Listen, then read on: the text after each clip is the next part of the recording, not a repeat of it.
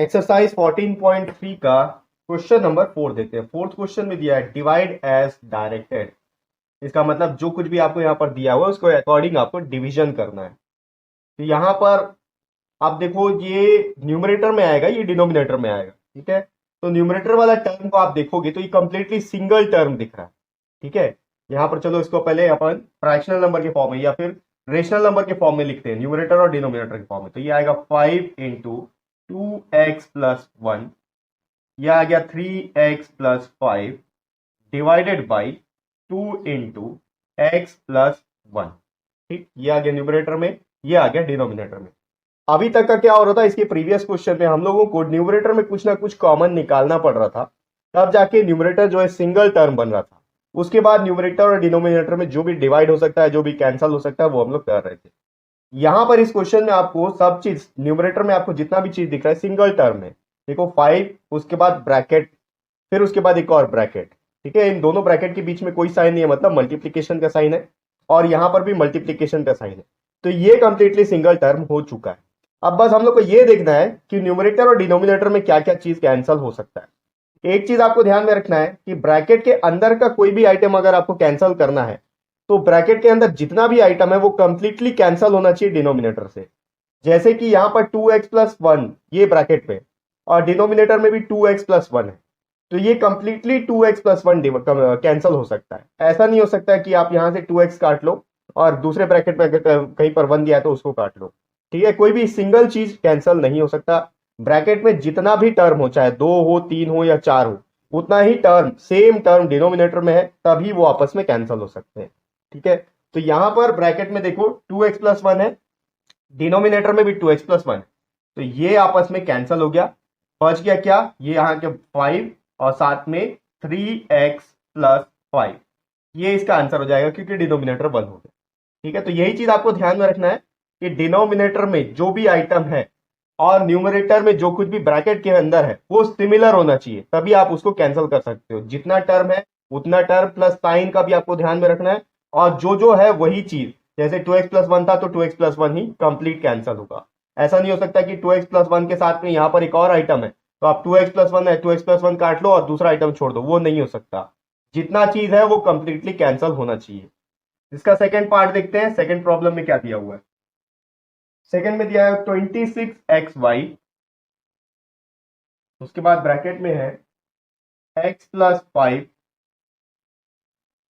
फिर y - 4 divided by है 13x × y - 4। पहले इसको न्यूमरेटर और डिनोमिनेटर के फॉर्म में लिखते हैं। वैसे लिखते ही हम लोग को यह समझ में आ जाएगा कि क्या क्या कैंसिल हो सकता है। इसको लिखेंगे, देखो 26xy × x + 5, यहां आ गया y - 4 divided by 13x × y - 4। अब न्यूमरेटर देखो ये कंप्लीटली सिंगल टर्म है, डिनोमिनेटर भी कंप्लीटली सिंगल टर्म है क्योंकि ये दो ब्रैकेट में है, दोनों के बीच में मल्टीप्लाई हो रहा है, और यहां पर 26xy सबसे बाहर में है। ठीक है, यानी कि कॉमन निकला हुआ है, तो आपको कॉमन कुछ भी निकालने की जरूरत नहीं है। कॉमन तब निकाला जाता है जब डिनोमिनेटर से कोई चीज आपको कैंसिल करना हो या उससे मैच होता हुआ न्यूमरेटर में लाना हो। ठीक है, उसके मैचिंग वाला नंबर या टर्म आपको न्यूमरेटर में लाना हो। तो यहां पर आप देखोगे तो y - 4 ये ऑलरेडी मैच कर रहा है, तो आप इसको कैंसिल कर सकते हो। यहां पर 13 और 26, देखो 13 × 1 = 13, 13 × 2 = 26 होता है, ये कैंसिल हो गया। डिनोमिनेटर में x है और न्यूमरेटर में x है, ये भी कैंसिल हो गया। याद रखो ये वाला x को आप इस x से नहीं काट सकते क्योंकि यहां पर ब्रैकेट के अंदर x + 5 दोनों है।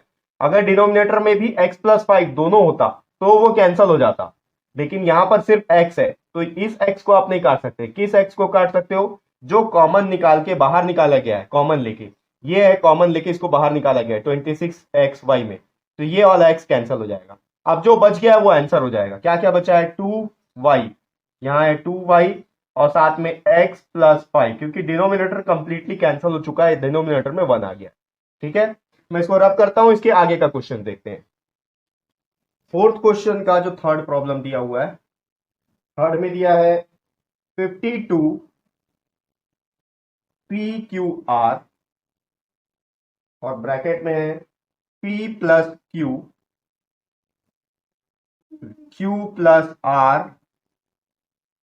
R plus P divided by, इसको डिवाइड करना है 104 PQ, ब्रैकेट में है Q प्लस R और साथ में दिया हुआ R प्लस P।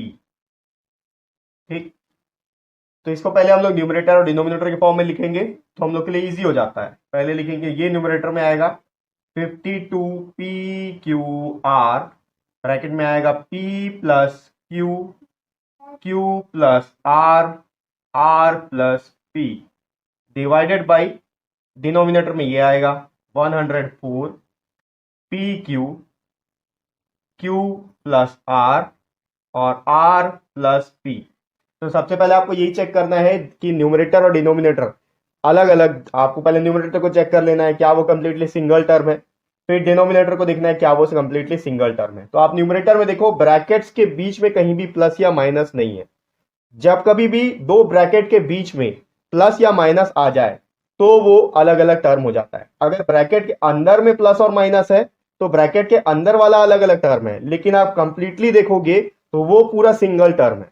ठीक है, जैसे इन दोनों ब्रैकेट के बीच में कोई साइन नहीं है, इन दोनों ब्रैकेट के बीच में भी कोई साइन नहीं है, और जो चीज ब्रैकेट के बाहर है वहां पर भी आपको कोई साइन नहीं दिख रहा है। तो कोई साइन नहीं दिख रहा है इसका मतलब क्या है, वो मल्टीप्लाई हो रहा है, वहां पर मल्टीप्लीकेशन का साइन है, इसलिए कंप्लीटली सिंगल टर्म है। सेम चीज डिनोमिनेटर में भी आप देखोगे तो इन दोनों ब्रैकेट के बीच में कोई साइन नहीं है, और जो ब्रैकेट के बाहर में है वहां पर भी आपको कोई साइन नहीं दिख रहा है, तो ये कंप्लीटली सिंगल टर्म हो गया। अब हम लोग को ये देखना है किन किन चीजों को आपस में काटा जा सकता है। तो ब्रैकेट के अंदर वाला टर्म हम लोग को देखना है जो कंप्लीटली डिवाइड हो रहा हो। ठीक है, जैसे कि R प्लस P और इस ब्रैकेट के अंदर R प्लस P है, तो ये ब्रैकेट और ये ब्रैकेट के अंदर जितना चीज है वो कैंसिल हो गया। यहां पर है Q प्लस R और यहां भी Q प्लस R ही है। Q प्लस R के साथ अगर कोई और टर्म होता तो ये कैंसिल नहीं होता। ठीक है, जितना ब्रैकेट के अंदर जितना आइटम है वो कंप्लीट कैंसिल होना चाहिए। तो Q प्लस R है, Q प्लस R है, ये भी कैंसिल हो गया। अब यहां देखो PQ है, तो यहां PQ है और यहां P प्लस Q है, तो ब्रैकेट के अंदर वाला कैंसिल नहीं हो सकता क्योंकि अंदर में दो टर्म हो गया, ब्रैकेट के अंदर P अलग टर्म है, Q अलग टर्म है। ठीक है, ऐसे देखोगे तो कंप्लीटली सिंगल टर्म है, लेकिन ब्रैकेट के अंदर आप देखोगे तो ये दोनों अलग अलग है, प्लस या माइनस से टर्म अलग अलग हो जाता है। तो यहां पर PQ है यानी कि P इंटू क्यू है, और यहाँ P प्लस Q है, तो ये तो कैंसिल नहीं हो सकता। ब्रैकेट के बाहर अगर आप देखोगे तो यहां पर आपको PQ मिलेगा, तो Q से Q कैंसिल हो गया, P से P कैंसिल हो गया। अब क्या बच गया यहाँ पर 52 और 104 दोनों 2 के टेबल से डिविजिबल है, पहले 2 से डिवाइड कर लेते हैं। ये हो जाएगा 2 2 जा 4, यहां बच गया 1, ये हो गया 12, 2 6 जा 25, सॉरी 2 6 जा 12। फिर ये भी 2 से डिविजिबल है, 2 5 जा 10, 2 2 जा 4, फिर से 2 से डिविजिबल है, ये हो जाएगा 2 2 जा 4 और 2 6 जा 12, और ये हो जाएगा 2 1 जा 2, 2 3 जा 6। अब 13 एक प्राइम नंबर है, किसी के भी टेबल में नहीं आता है, 13 अपने आप से डिवाइड होगा। तो 13 ये देखते हैं कि 26 13 के टेबल में आता है, तो 13 इंटू 2 करने से 26 हो जाता है। 13 1 13, 13 2 26। क्या बच गया यहाँ पर 2, तो यहाँ पर आप लिख सकते हो R into P plus Q, numerator में सिर्फ इतना ही बचा हुआ है और डिनोमिनेटर में बचा है डिवाइडेड बाई 2। या इसको आप अलग से भी लिख सकते हो, जैसे कि 2 है तो इसको लिख सकते हो 1/2 इंटू, यहां पर आएगा R into P plus Q. Text book में यही आंसर दिया हुआ है, अगर आप ये भी लिखोगे तो गलत नहीं होगा, ये आंसर भी सही है। ठीक है, मैं इसको रब करता हूं, इसके बाद वाला क्वेश्चन को देखते हैं। फोर्थ क्वेश्चन का जो फोर्थ प्रॉब्लम है, फोर्थ प्रॉब्लम में दिया हुआ है 20 इंटू ब्रैकेट में दिया y plus R, sorry y plus 4, उसके बाद दिया y square plus 5y plus 3 divided by, इसको डिवाइड करना है 5 इंटू वाई प्लस 4। देखो ये क्वेश्चन इसलिए बहुत इजी है क्योंकि आपको न्यूमरेटर में कुछ भी कॉमन निकालने की जरूरत नहीं है, आपको बस ये चेक करते जाना है कि न्यूमरेटर और डिनोमिनेटर में क्या क्या कैंसिल हो रहा है और आपको बस कैंसिल करते जाना है।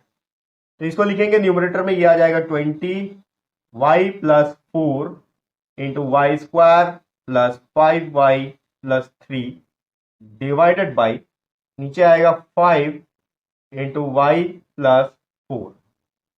अब यहां पर ये पूरा सिंगल टर्म है, डिनोमिनेटर में भी कंप्लीटली सिंगल टर्म है। यहां पर ब्रैकेट में y प्लस 4 है, डिनोमिनेटर में भी y प्लस 4 है, ये आपस में कैंसिल हो गया। न्यूमरेटर में है 20, डिनोमिनेटर में 5, दोनों 5 के टेबल से डिविजिबल है, 5 1 5, 5 4 20। न्यूमरेटर में बच गया है 4 इंटू ब्रैकेट में y square plus 5y plus 3, ये इसका आंसर हो जाएगा। ठीक है, सो रैप करता हूं मैं, एक और क्वेश्चन बचा हुआ है उसको भी देखते हैं। फोर्थ क्वेश्चन का जो फिफ्थ प्रॉब्लम दिया हुआ है, फिफ्थ में दिया है x इंटू ब्रैकेट में x प्लस 1, सेकेंड ब्रैकेट में x प्लस 2, और एक ब्रैकेट में दिया हुआ x प्लस 3 डिवाइडेड बाई, इसको डिवाइड करना है x इंटू एक्स प्लस 1। बहुत इजी क्वेश्चन है, न्यूमरेटर में लिख लेते हैं पहले इसको, ये हो जाएगा x इंटू ब्रैकेट में x plus 1 into x plus 2 into x plus 3 divided by, ये होगा x इंटू एक्स प्लस 1। तो पहले आप ये देख लो, क्या न्यूमरेटर कंप्लीटली सिंगल टर्म है और क्या डिनोमिनेटर कंप्लीटली सिंगल टर्म है। तो ये पूरा सिंगल टर्म है न्यूमरेटर का भी, और डिनोमिनेटर का भी कंप्लीटली सिंगल टर्म है। अब आप देखो यहां भी x प्लस 1 है और यहां भी x प्लस 1 है, तो कंप्लीट ब्रैकेट के अंदर जितना चीज है वो एक साथ कैंसिल हो रहा है, तो यहां ये कैंसिल। उसके बाद x देखोगे तो x सभी ब्रैकेट के बाहर में है, मतलब कॉमन है, और यहां भी x जो है इस ब्रैकेट के बाहर था, कॉमन था, तो ये x और ये x भी कैंसिल हो गया। जो बच गया वो आंसर आएगा x प्लस 2 और x प्लस 3। ठीक है, तो ये हो गया एक्सरसाइज 14.3 का फोर्थ क्वेश्चन।